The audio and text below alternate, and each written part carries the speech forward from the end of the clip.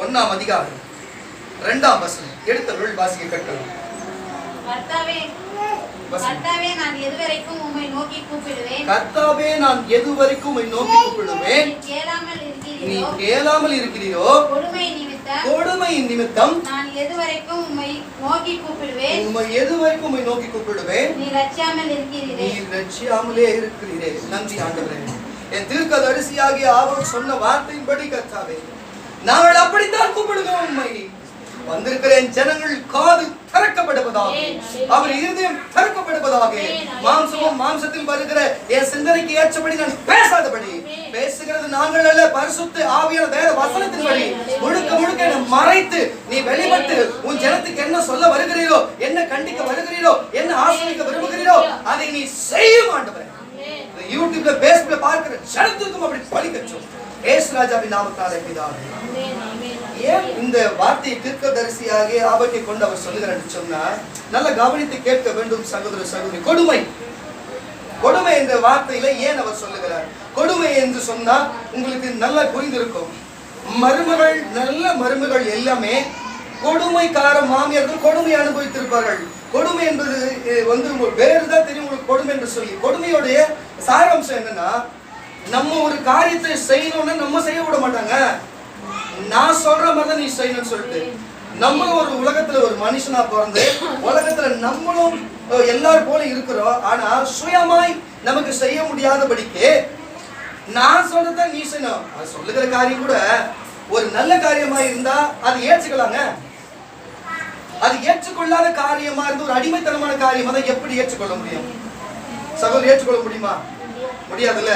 அதுதான் ஒரு கொடுமை என்று சொல்லப்படுற. அதே பாருங்க, வயதான மாமியார்களை இளம் வயதுள்ள மருமகள் கொடுமை செய்கிறது. இளம் மருமகள் கொடுமை செய்கிற காரியம் அவர்கள் நான் சொல்லுகிறத நீ செய்யணும், இதைதான் செய்யணும், அதைதான் செய்யணும். நீங்க அந்த விஷயத்துக்கு எது வேணா போட்டுக்கலாம்ல. நான் சில விஷயம் சொல்லாத மறைமுகமா சொல்லுகிறேன். அவர்கள் வேதனைப்படும்படி, அவங்க மன வேதனைப்படும்படி, அவங்க நொறுக்குப்படும்படி, அவங்க கஷ்டப்படும்படி கொடுமைகளை அவர்கள் செய்து வருகிறார்கள். அல்லேலூயா. என்னப்பா இது? மாமியார் மருமகள் மட்டும் அல்ல, மாமனார் மருமகனும் மருமகன் மாமனாரும் எத்தனை வித போராட்டங்கள். அல்லேலூயா, அல்லேலூயா.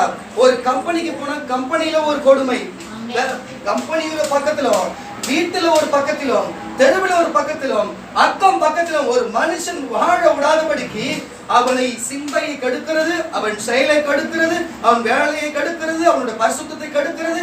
அவனை எதெல்லாம் அவனை கெடுக்கணுமோ, அவன் செய்கிற காரியத்திலிருந்து அவனை மீறி போக செய்யணுமோ அது எல்லாமே கொடுமையா தான் இருக்கிறது. அல்லேலூயா. நான் சொல்லுகிறேன், கொடுமைன்னா தேவனுக்கு பிடிக்குமா பிடிக்காத? கொடுமை என்ற ஒரு காரியம் பிடிக்காது. மனிதர்கள் கொடுமை செய்தா தேவன் என்ன செய்வாரு? அழித்து போடுவார். அழித்து போடுவாரா இல்லையா?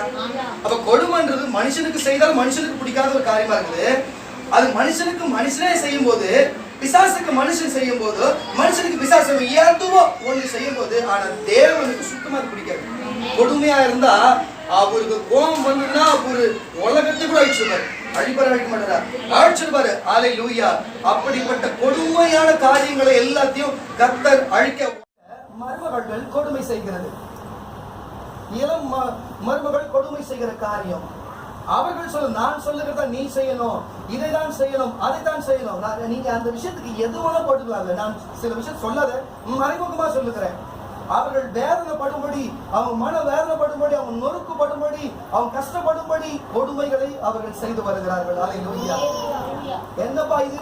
மாமியார் மருமகள் மட்டும் அல்ல, மாமனார் மருமகனும் மருமகன் மாமனாரும் எத்தனை வித போராட்டங்கள். அல்லேலூயா, அல்லேலூயா. ஒரு கம்பெனிக்கு போன கம்பெனியில ஒரு கொடுமை, கம்பெனியோட பக்கத்திலும், வீட்டுல ஒரு பக்கத்திலும், தெருவில் ஒரு பக்கத்திலும், அக்கம் பக்கத்திலும் ஒரு மனுஷன் வாழ விடாதபடிக்கு அவனை சிந்தையை கெடுக்கிறது, அவன் செயலை கெடுக்கிறது, அவன் வேலையை கெடுக்கிறது, அவனுடைய பரிசுத்தத்தை கெடுக்கிறது. அவனை எதெல்லாம் அவனை கெடுக்கணுமோ, அவன் செய்கிற காரியத்திலிருந்து அவனை மீறி போக செய்யணுமோ அது எல்லாமே கொடுமையா தான் இருக்கிறது. அல்லேலூயா. நான் சொல்லுகிறேன், கொடுமைன்னா தேவனுக்கு பிடிக்குமா பிடிக்காத? கொடுமை என்ற ஒரு காரியம் பிடிக்காது. மனிதர்கள் கொடுமை செய்தா தேவன் என்ன செய்வாரு? அழித்து போடுவாரா இல்லையா? அப்ப கொடுமைன்றது மனுஷனுக்கு செய்தாலும் மனுஷனுக்கு பிடிக்காத ஒரு காரியமா இருக்குது. அது மனுஷனுக்கு மனுஷனே செய்யும் போது, பிசாசுக்கு மனுஷன் செய்யும் போது, மனுஷனுக்கு பிசாசு எதுவோ ஒண்ணு செய்யும் போது, ஆனா தேவனுக்கு சுத்தமா பிடிக்காது. கொடுமையா இருந்தா அவருக்கு கோபம் வந்துன்னா அவரு உலகத்தை கூட அழிச்சிருப்பாரு. அழிக்க மாட்டாரா? அழிச்சிருப்பாரு. அல்லேலூயா. அப்படிப்பட்ட கொடுமையான காரியங்களை எல்லாத்தையும் கர்த்தர் அழிக்க வல்லமுள்ள தேவனாய் இருக்கிறார். அல்லேலூயா, அல்லேலூயா. தீர்க்கதரிசி அதைத்தான் அவர் சொல்லுகிறார். அவர் நடக்கிற வாழ்க்கை, அவருடைய வாழ்க்கையிலும் சரி, அந்த தேசத்துல அந்த நாட்களிலே நடந்த கொடுமைகளை குறித்து, அங்க நடக்கிற போராட்டத்தையும் நிந்தைகளையும் குறித்து, அங்க ஜனங்களுக்கு நடக்கிற அக்குப்பொருளை குறித்து, வேதனைப்பட்டு கொடுமைகளை குறித்து, நீ எதுவரையும் சும்மா இருப்பீர் என்று சொல்லி. அப்ப எதுவரையும் சும்மா இருப்பீர்னா அவர் சும்மா இருக்க மாட்டாரு, அவர் ஏதோ ஒண்ணு செய்வாரு என்று சொல்லி தீர்க்கதரிசிகளுக்கு தெரியும். அவர் அதனால கேட்கிறாரு, நீ எதுவரையும் சும்மா இருப்பீங்க என்று சொல்லி. அல்லேலூயா. ஆதியாகமம் புஸ்தகம் 6ஆம் அதிகாரம் 11-13 வரை வாசிக்கலாமே. ஆதியாகமம் புஸ்தகம் 6ஆம் அதிகாரம் 11-13 வரை உள்ள வசனங்களை வாசிக்கலாம். என்ன காரியத்தை குறித்து சொல்லுகிறேன்னு சொன்னா நல்லா கேளுங்க. பாருங்க, ஆபத்து ஒரு தீர்க்கதரிசி தான், ஆனா நோவாவும் ஒரு தீர்க்கதரிசி தான். அல்லேலூயா. தேவன் செய்ய போகிற காரியத்தை நோவாவிடத்தில் தான் சொன்னாரு. உலகம் எங்கும், பூமி எங்கும், மனிதர்கள் எங்கும் கொடுமைகள் நிறைந்திருக்கிறது. எல்லாம் கவனிக்கணும், கொஞ்சம் கவனிக்கணும். எழுதுங்க, பைபிள பாக்காதீங்க. என்ன பாருங்க, நம்ம பைபிள் இருக்கிற வசந்த பரிசுத்த சொல்ல நான் சொல்லிக் கொண்டிருக்கிறேன். அவ்வளவுதான். இங்க விசுவாசிக்கிறவங்க படிக்கணும். கவனிங்க. அல்லேலூயா. ஏன் இதை உங்களுக்கு சொல்லுகிறேன்னு சொன்னா, தீர்க்கதரிசி கிட்ட தேவன் பேசுவார். நடக்க ஒரு சம்பவத்தை நடக்க போற தன் தீர்க்கதரிசிக்கு மறைப்பான் என்று சொல்லுகிறார். அவர் தீர்க்கதரிசி சொல்லாத செய்ய மாட்டார் எதையுமே. ஏன் இதை சொல்லுகிறேன் சொன்னா, அந்த நாட்களில் கொடுமை நிறைந்ததா இருந்தது. ஆதாம் ஏவாள் காலகட்டத்திலிருந்து அங்க வருகிற நோவாவின் காலம் வரைக்கும் கொடுமையால் பூமி நிறைந்திருந்தது. அல்லேலூயா. கொடுமையால் நிறைந்திருந்தால் தேவன் சும்மா இருப்பாரா? அதை அழித்து போட்டார். வாசிப்பாங்க வசனத்தை. பூமியானது தேவனுக்கு முன்பாக சீர்கேடா இருந்தது. பூமி கொடுமையினால் நிறைந்திருந்தது.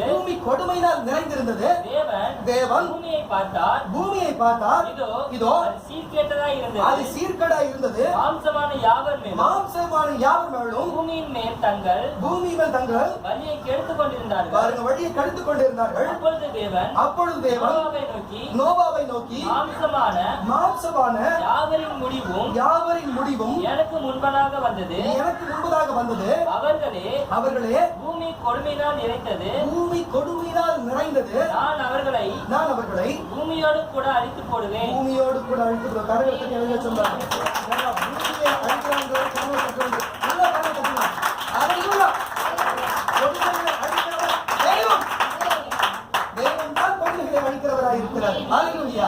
அழிக்கிறாங்க. உங்களுக்கு என்ன புரியுதுன்னா, அவர் நோவாவின் காலகட்டத்திலே பூமி கொடுமையினாலும் மனிதர்கள் கொடுமையினாலும் இருந்தபடியினாலே அந்த நாட்களிலே ஜலப்பிரளயம் என்று ஒன்று வரவழைத்து ஜனங்களை ஒன்று போட அவர் தான் வைத்தார். நோவாவை கொண்டு ஜனங்களையும் அவர் மறுபடியும் உருவாக்கினார். அல்லேலூயா. நான் சொல்லுகிறேன் சகோதர சகோ, கொடுமை நிறைந்திருந்தால் நோவாவின் காலகட்டத்திலே அழித்தது போல அவர் அழிக்க வல்லம் உண்டா இல்லையா? அழிப்பார். இப்ப ஆபோக்கு சொன்ன வார்த்தைக்கு வருவோம். நல்லா கவனிங்க. அந்த தீர்க்கதரிசிக்கு நல்லா கேளுங்க. அந்த தீர்க்கதரிசிக்கு அவர் சொன்னது பூமி கொடுமையிலே நிறைந்திருந்தது, அதனால நான் அழிக்க போறேன்னு சொல்லி சொன்னாரு. இந்த தீர்க்கதரிசி தேவனை பார்த்து கேட்கிறாரு, பூமி கொடுமையினால ஜனங்கள் கொடுமையினாலே இருக்கிறாங்களே, நீங்க எதுவரையும் சும்மா இருப்பீங்க என்று சொல்லி. உங்களுக்கு பாயிண்ட் புரியுதா? இப்போ சகோதர சகோதரி, நம்ம எல்லாருமே என்னையும் சேர்த்து நம்ம எல்லாருமே ஒரு பக்கம் சூனியம் என்னும் ஏவல் என்னும் பில்லி சூனியம் என்னும் சொல்லி மனித கண்ணுக்கு தெரியாத காரியத்தினாலே இந்த செம்மஞ்சேரி பட்டணத்தில இந்த ஹவுசிங் போர்டு பகுதியில எத்தனை செய்வினை காரியத்திலே ஜனங்கள் மாட்டி தவித்துக் கொண்டிருந்தோம், மாட்டி இங்கிருந்து விடுவித்து பெற்றதோ, இன்னைக்கு விடுவிக்காத அநேக ஜனங்கள் போராடி இருக்கிறதோ நீங்க அறிந்திருப்பீங்க. அதுவும் ஒரு வகையில பிசாசோட கொடுமை தானே. அல்லேலூயா. அதுவும் ஒரு கொடுமை தானே ஜனங்கள் அனுபவிக்கிறது. அல்லேலூயா. பணம் இல்லாததும் ஒரு கொடுமை தான். பணம் இருந்தாதான் ஒரு பொருள் வாங்க முடியும் என்று சொன்னா, நமக்கு பணம் இல்லாத பொருள் எப்படி வாங்க முடியும்? அதுவும் ஒரு கொடுமையான காரியமா இருக்கிறது.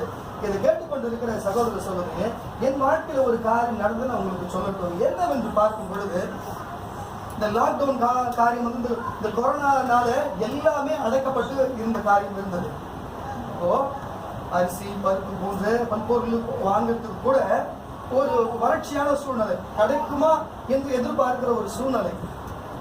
ஆனாலும் ஒரு என்னடா இது, அடுத்த வேலை குழந்தைங்களுக்கு பாலுக்கு என்ன செய்கிறது, நாங்க சாப்பிட்டு என்ன செய்கிறது, இருக்கலாமா இல்லை செத்துக்கலாமா என்று சொல்லி கொடுமையிலே நாங்கள் வேதனைப்பட்டு கொண்டு இருக்கும் பொழுது கூட, ஆனா நண்பர்களா பழகி ஊழியக்காரர்களாக இருந்து ஒரு பிரயோஜனம் கூட இல்லாத பார்க்காது போன கொடுமைகளும் அனுபவித்தது உண்டு. நான் மாத்திரமல்ல, நீங்களும் அப்படிப்பட்ட காரியங்களை அனுபவிக்கிறீர்கள்.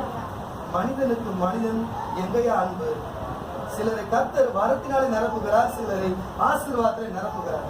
வரம் பெற்றவர்கள் மற்றவர்களுக்கு ஜபத்தினாலே தாங்குகிறார்கள். ஆசீர்வாதம் பெற்றவர்கள் மற்றவர்களை தரித்திரதா இருக்கிறவங்க கொடுத்து உதவி செய்ய வேண்டும். இதெல்லாம் தேவனுடைய சித்தம், தேவனுடைய நோக்கமே இதுதான் இருக்கிறது. நான் கடவுளுக்கு உண்மையா இருக்கிறேன், எனக்கு நகையும் பணமும் பொருளும் எல்லாத்தையும் கொடுக்குறாங்க, நீ இயேசுவை எப்படி ஏற்று கொடுக்குற, உனக்கு ஒண்ணுமே இல்லை. அதெல்லாம் இங்க இயேசு சொல்ல, அவங்களுக்கு கொடுத்ததை கொடு, அப்படி உங்களுக்கு கொடுக்கப்படும் சொல்லி, நான் ஊழியக்காரர் கொடுன்னு சொல்ல, உங்களுக்கு சிறியவருக்கு எதை கொடுக்கிறீரோ அதை எனக்கே கொடுக்கிறீங்க தான் இயேசு சொல்லுகிறாரு. நான் சொல்லுகிறது, என் ஜனங்கள் இந்த COVID-19 கொரோனா நாட்கள்ல எத்தனை பேர் கொடுமைகளை அனுபவித்தார். உணவு இல்லாத, உடை இல்லாத, போராட்டம் போராட்டம் போராட்டம். வெளியே போனா போலீஸ் தடியடி, வெளியே போனா ஒரு பக்கம் நோய், எங்க ஒரு உதவி வாங்க போனாலும் நம்மளால முடியாத சூழ்நிலை, வீட்டுக்கு வந்தோம் உதவுவார் ஒருவனும் இல்லை. அப்படிப்பட்ட கொடுமையை அனுபவித்தோம்.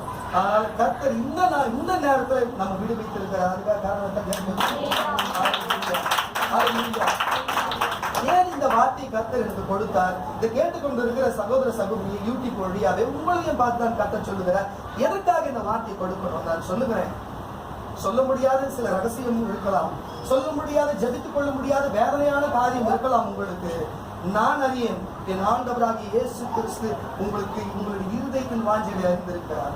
இன்னைக்கு நான் உங்களுக்கு ஒன்று சொல்லுகிறேன் சகோதர சகோதரி, நீ யாராவனா இருந்து யாராவனா இருந்து, நாங்களாம் ஜபமே பண்ண மாட்டோம், எங்க ஊழியக்கார கண் அசைச்சாலும் போட எல்லாம் நடத்துறோம், நீ அப்படி கூட உண்மையா ஒன்று சொல்றேன். நீ யாராவனாரு, நீ எப்பேற்பட்ட வல்லமுள்ள ஆளாவோட இருக்கு, தீர்க்கதரிசியா கூட இருக்கு, நீ அப்போஸ்தலனா கூட இருக்கு, நீ யாராவனா இருக்கு, நீ சாதாரண விசுவாசியா கூட இருக்கு. உனக்கு இந்த நாள்ல கொடுக்க வேண்டிய வார்த்தை என்ன தெரியுமா?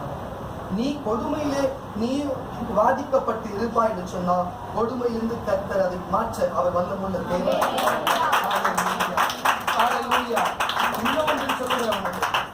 இன்னொன்றும் சொல்லுகிறேன், இந்த சபைக்கு விடுதலை சுவிசேஷம் ஊழியத்திற்கும் இயேசுவை தேவனா ஏற்றுக்கொண்டு கொடுமைகளை மற்ற அந்நியரிடத்திலும் மற்ற சமூகத்தாரிடத்திலும் ஒருவேளை கிறிஸ்தவரிடத்திலும் நீ கொடுமையை அனுபவி வைத்திருந்திருப்பாய் என்று சொன்னார்.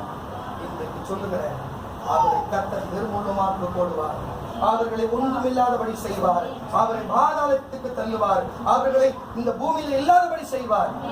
ஏன் இந்த மாதிரி சாதாரண வார்த்தையில பேசுகிறீங்க என்று நீங்க நினைக்கலாம். உண்மையா சொல்றேன், நான் சொல்ல வேத வசனம் அதைத்தான் சொல்லுகிறது.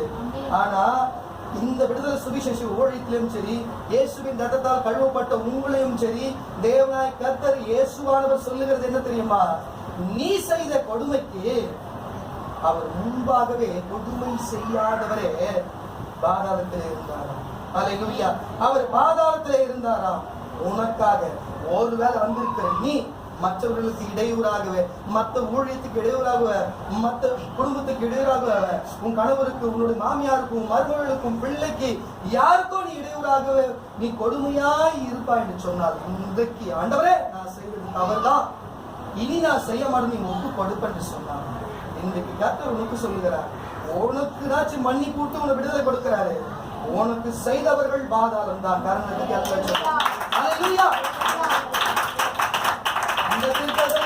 தேவன் சொன்னாரு, இந்த தீர்க்கதரிசி தேவனை கேட்டாரு. நம்ம எல்லாரும் சேர்ந்து இப்ப கொடுமையினாலே பாதிக்கப்பட்டிருக்கு நம்ம சூழ்நிலை. அப்படி ஒரு பக்கம் வாலிப பெண்களை கெடுத்து சீரழிக்கிறார்கள், அதுக்கு கேட்க போனவர்களே தடியடி அடிக்கிறார்கள், அதுக்கு போராட்டம் செய்கிறவர்களே இதோ துப்பாக்கி சுடுவேன் என்று சொல்கிறார், ரிசர்வ் போலீஸ் இருக்கிறார்கள், மிலிட்டரியை கொண்டு வந்து அடிக்கிறார்கள். நியாயத்தை கேட்கிறது என்ன கொடுமை! எத்தனையோ விதமாய் ஜனங்கள் வட மாநிலத்திலும் தமிழ் நாட்டிலும் எத்தனை வாலிப பெண்கள் கொடுமையினாலே இது பாலியல் துன்புறுத்தினாலே கொன்று போட்டு கிடக்கிறார்கள். அதுக்கு போராடுறவர்களையும் கொடுமையினாலே அடக்குகிறார்களாம். அல்லேலூயா, அல்லேலூயா. ஏன் இதை உங்களுக்கு சொல்லட்டும்? அப்படித்தான் யூதர்கள் எல்லாரும் ஜெர்மானிய நாட்டிலே இருக்கும் பொழுது ஹிட்லர் ஆனவர் என்ன செய்தான் தெரியுமா? அவன் ஜெர்மானியில மாத்திரம் யூதர்கள் இருக்கக்கூடாது என்று நினைக்கல, உலகத்திலே இருக்கக்கூடாது என்று சொல்லி அவர்களை கொடுமை செய்ததும் அல்லாத அவர்களை ஒன்றுமே இல்லாதபடி போக வேண்டும் செய்தான். நடந்த காரியம் என்ன தெரியுமா? எந்த கொடுமையை யூதருக்கு இவன் செய்தானோ, எந்த யூதருக்கு பயத்தை காட்டி இவன் நடத்தி வந்தானோ, அதே ஹிட்லர் அவன் பயத்தினால கொடுமையினாலே மறைத்து போனான். கிறிஸ்தவர்களுக்கு விரோதமாக எழும்புகிறவர்களும், கிறிஸ்துவை நேசிக்கிறவர்களுக்கு விரோதமாக எழும்புகிறவர்களும், கிறிஸ்துவின் ஓட்டத்தை ஓடுகிறவர்களுக்கு விரோதமாக எழும்புகிறவர்களும், கொடுமை செய்கிறவர்களும் கொடுமையினாலே ஒன்றுமில்லாத போவார்கள். வசனத்தை வாசிப்பார். வசனத்தை கர்த்தாவே, நான் எதுவரைக்கும் உம்மை நோக்கி கூப்பிடுவேன்? எதுவரைக்கும் உம்மை நோக்கி கூப்பிடுவேன்? நீ கேளாமல் இருக்கிறீரே. நீ கேளாமல் இருக்கிறீரே. கொடுமை நிமித்தம் நான் எதுவரைக்கும் உம்மை நோக்கி கூப்பிடுவேன்? எதுவரைக்கும் உம்மை நோக்கி கூப்பிடுவேன்? ரட்சியாமல் இருக்கிறீரே. என்னை ரட்சியாமல் இருக்கிறீரே. அல்லேலூயா. என்னை ரட்சியாமல் இருக்கிறீரே என்று சொல்லி நம்ம கேட்டாலும் சரி, இன்றைக்கு அவர் ரட்சிக்க ஒருவர் உண்டு. ரட்சகராகிய இயேசு கிறிஸ்து ஒருவர் உண்டு. இன்னைக்கு செய்த கொடுமைகளும், உன் வீட்டுக்கு செய்த கொடுமையும், உன் வேலைக்கு செய்த கொடுமைகளும் இன்றைக்கு விசாரிக்கிற ஒருவர் உண்டு.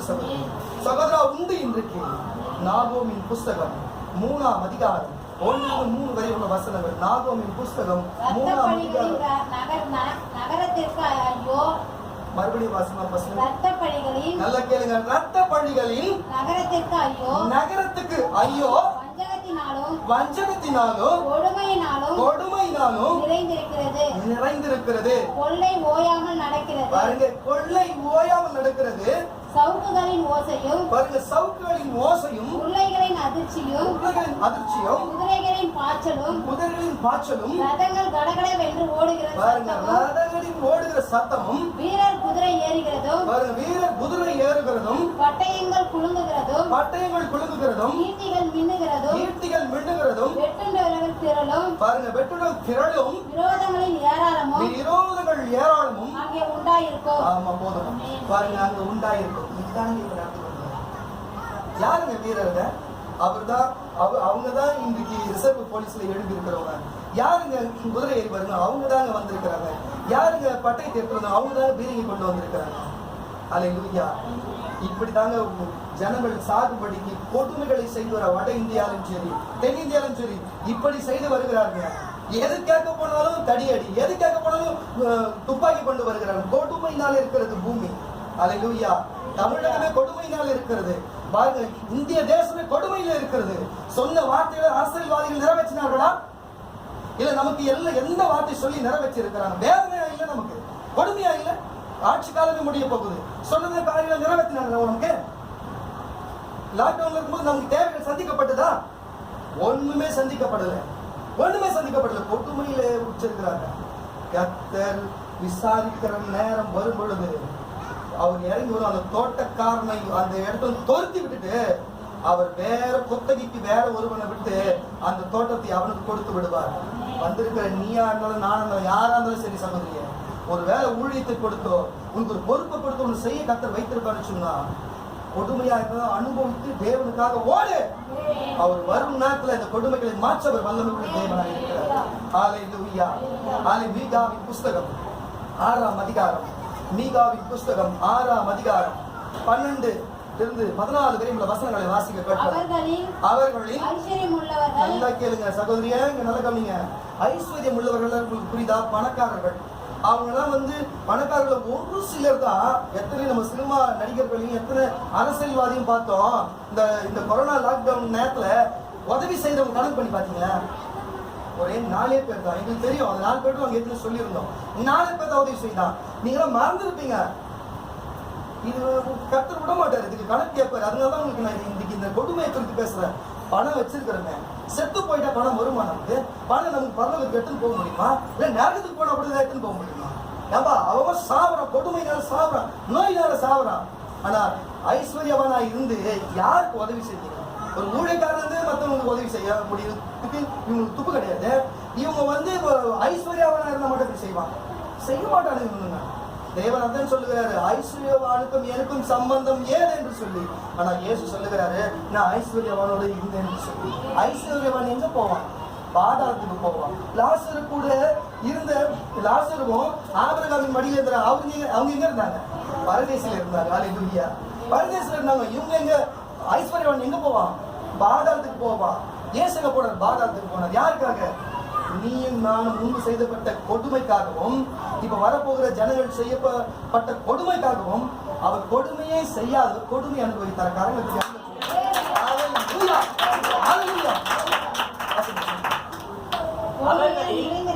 நல்ல தெளிவா வாசிங்க சார், வாசிங்க வாசிங்க. அவர்களில் ஐஸ்வர்யம் உள்ளவர்கள் கொடுமையால் நிறைந்திருக்கிறார்கள். அவர்களுக்குள் வாசமாய் இருக்கிறவர்கள் பாருங்க, அவர்களுக்குள் வாசமாய் இருக்கிறவர்கள் பொய் பேசுகிறார்கள். அவர்கள் வாயில் உள்ள நாவு கபடம் உள்ளது. பாருங்க, அவன் வாயில் நாவும் கபடம் உள்ளது. ஆகையால் நான் பாவத்தின் நிமித்தம் உன்னை அழித்து பாழாக்குகிறதினால் பாருங்க, உன்னை அழித்து பாழாக்குகிறதினால் உன்னை பழையாற்றுமாக்குவேன். நீ புசித்தும் திருப்தி அடையாமல் இருப்பாய். உனக்குள்ளே சோர்வு உண்டாகும். நீ பதனம் பண்ணியும் தப்பு வைப்பதில்லை. பாருங்க, பதனம் பண்ணி நீ தப்பு வைப்பதில்லை. நீ தப்புவிப்பதையும் பட்டயத்துக்கு ஒப்பு கொடுப்பேன். பாருங்க, நீ தப்புவித்தாலும் நான் பட்டயத்துக்கு நான் ஒப்பு கொடுப்பேன். நீ விதைத்தது அறுக்காமல் போவாய். ஒலிவ பழங்களையும் திராட்சை பழங்களையும் ஆலையடில் போதிலும் எண்ணெய் பூசிக்கொள்வதும் இல்லை. ரசம் குடிப்பதும் இல்லை. நான் உன்னை பாழாகவும் உன் குடிகளை ஈசலிட்டு நிந்திக்கிற நிந்தையாகவும் வைக்கும்படி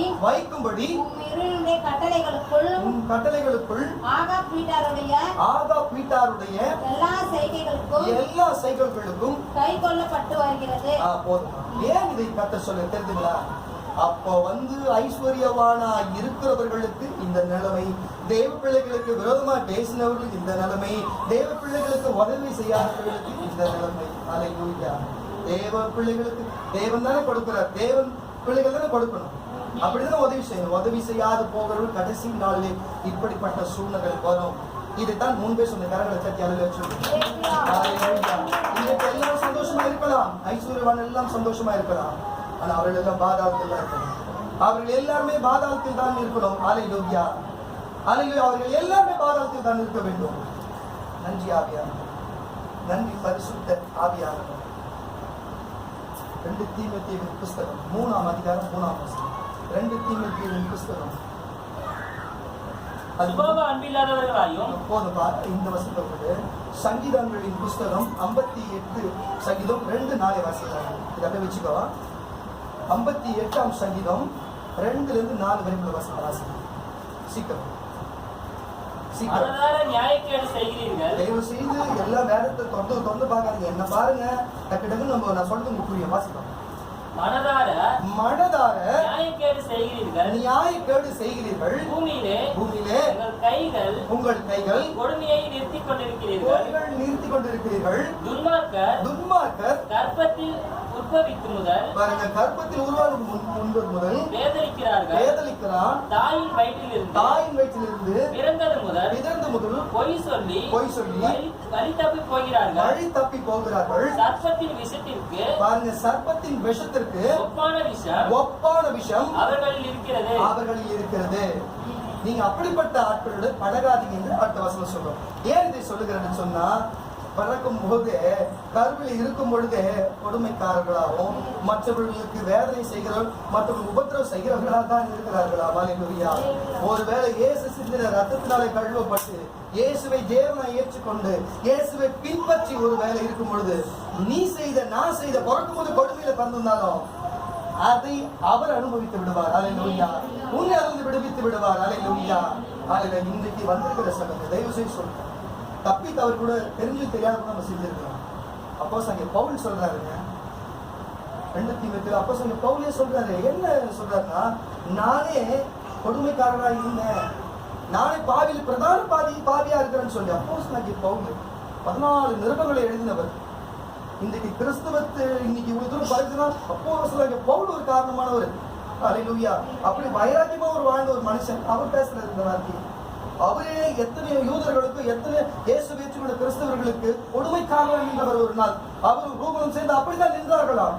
அவர் இயேசுவை ஏற்றுக்கொண்ட பின்பு, தேவனத்தை மன்னிப்பு கேட்ட பின்பு அவர் இதை சொல்லுகிறார். வாசிப்பந்த வசனத்தை. சுபாவம் அன்பில்லாதவர்களாகிய வந்திருக்கிற சகோதரியே, சுபாவம் அன்பில்லாதவர்களாகிய, இனம் காத்தவர்களாகியும், அவதூறு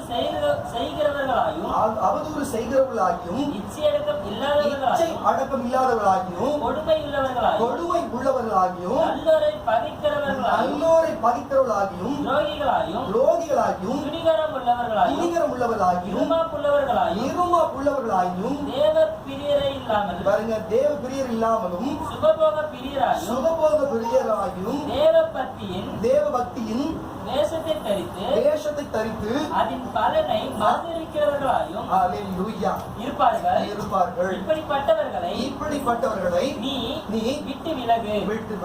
நான் சொல்றது புரியுதுங்களா? கிறிஸ்தவத்திலே நல்ல செல்வ சீமானா இருப்பாங்க. அவர்கள் எல்லாம் செல்வத்தோட இருப்பாங்க. கடவுள் தான் கொடுத்தாரு, இயேசுவா கொடுத்தாரு. ஆனா வாழ்க்கையில ஒரு சுத்தம் இருக்காது. அவங்க பேசுற பேச்சுல ஒரு சுத்தம் இருக்காது. செயல்ல ஒரு சுத்தம் இருக்காது. கொடுமையினாலே இருப்பார்கள். அவர்கள் கொடுமையினாலே இருப்பார்கள். இன்றைக்கு இஸ்ரவேல் தேசம் எப்படிப்பட்ட சூழ்நிலை இருக்கிறது? எல்லாம் கேளுங்க. சனிக்கிழமை ஞாயிற்றுக்கிழமை வந்தா போதும், 2 நாளும் இன்சூரன்ஸ் கேன்சல். அவங்க ஊர்ல அந்த வாகனத்துக்கு இன்சூரன்ஸ் கேன்சல். அதுல போய் ஏதோ ஒரு விபத்து நடந்துன்னு வச்சுங்களேன், அவங்க தான் அந்த பணத்தை கட்டணும். ஏன் இதை உங்களுக்கு சொல்றேன்னா, அப்படிப்பட்ட கொடுமை இயேசு பிறந்த போது இஸ்ரவேலின் ராஜா, இஸ்ரவேலின் கர்த்தர், இஸ்ரவேலின் தேவம் அவர். அந்த இஸ்ரவேல் ஜனங்கள், அந்த யூத ஜனங்கள், அந்த இஸ்ரவேல் ஜனங்கள் இப்படிப்பட்ட காம விகாரத்துக்கும், இச்சைக்கும், உலகத்து சிந்தைக்கும், இப்படி ஆண் திருமணம், ஆண் பெண் திருமணம், இப்படிப்பட்ட காரியத்துக்கும் ஈடுபட்டு கொடுமைக்குள்ளாக இருக்கிறார்கள். தேவன் தூஷணம் செய்து கொண்டிருக்கிறார். அப்படிப்பட்ட ஆட்கள். அல்லேலூயா. அவர்கள் செல்வ சீமானதா இருக்கிறார்கள், செல்வத்தோடு தான் இருக்கிறார்கள். அவர்களும் அதில் இருக்கிற சிலர் கிறிஸ்தவன் என்று சொல்லுகிறார்கள். சிலர் இன்னும் யூத கலாச்சாரத்திலே இருக்கிறார்கள். நான் சொல்ல வருகிறது என்ன தெரியுமா? பணம் இருக்குதோ இல்லையோ, செல்வம் இருக்கிறதோ இல்லையோ, நம்ம வருஷத்துல இருக்கிறதோ இல்லையோ, எப்படியோ ஆக மொத்தத்துல எல்லாருக்கும் இயேசுதான் தேவனா இருக்கிறாரு. இதுக்கு முன்பு நம்ம எப்படி இருந்தோமோ தெரியாது. இந்த நாள்ல கேட்டுக்கொண்டு இருக்கிற சகோதர சகோதரிகளே, உன் கொடுமைகளை விட்டு விலகு. நீ மற்றவங்களுக்கு செய்த கொடுமை விட்டு விலகி தேவனத்திலே மன்னிப்பு கேளு. கர்த்தர் உன்னை மன்னிக்க வல்லவர். உனக்கு விரோதமாய் கொடுமை செய்கிறவர்கள் கர்த்தர் பாதத்தில் தள்ள வல்லவராய் இருக்கிறார். சகோதர சகோதரி, இதுவரையுமாய் அவருடைய வார்த்தை வசனத்தை எல்லாமே தேவன் கோபமா இருந்தது, தீர்க்கதரிசி தேவனில் கேட்டதையும், நம்ம எல்லாருமே கொடுமையில அனுபவித்ததையும் குறித்து இதுவரையுமா நம்ம பார்த்து வந்தோம். இப்போ இயேசுவை தேடினா என்ன நடக்கும்? இயேசுவை பின்பற்றினா என்ன நடக்கும்? இயேசு எதற்காக இங்க வந்தார்? இயேசு என்ன செய்ய போகிறார்?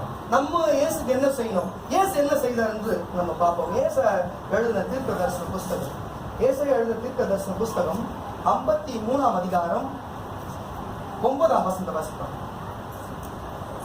ஏசாயா எழுதின தீர்க்க தரிசன புஸ்தகம் 53ஆம் அதிகாரம் 9ஆம் வசனம். துன்மார்க்கரோடு பாருங்க, அவங்க என்ன பண்றாங்க பாருங்க, துன்மார்க்கருடைய பிரேத குழியை நியமித்தார்கள், அவர்களை நியமித்தார்கள். ஆனாலும் அவர் மரித்த போது ஐஸ்வர்யவானோடு இருந்தார். யாருங்க இருந்தாரு? அவர் ஐஸ்வர்யவானோட இருந்தார். அவர் கொடுமை செய்யவில்லை. அவர் வாயிலே வஞ்சனை இருந்ததும் இல்லை. எந்த மனுஷனும் நான் சொல்றது இந்த வசனத்துக்கு யார் நான் காட்டுறேன்? நான் எந்த மனுஷனை காமிச்சா அதுக்கு தகும்? ஏசாயா தீர்க்கதரிசி சொல்லலாமா? சரி, மோசே சொல்லலாமா? என் தகப்பனாகிய எலியாவை சொல்லலாமா? இருக்கு யார் சொன்னாரு? கீழா உலகத்துல யார் சொல்லலாமா? ஒரு தீர்க்கதரிசியும் சரி, ஒரு அப்போஸ்தலனும் சரி, எந்த ஊழியக்காரனும் சரி, யாரு தேவதூதனும் சரி, ஒருவரும் சொல்ல முடியும்.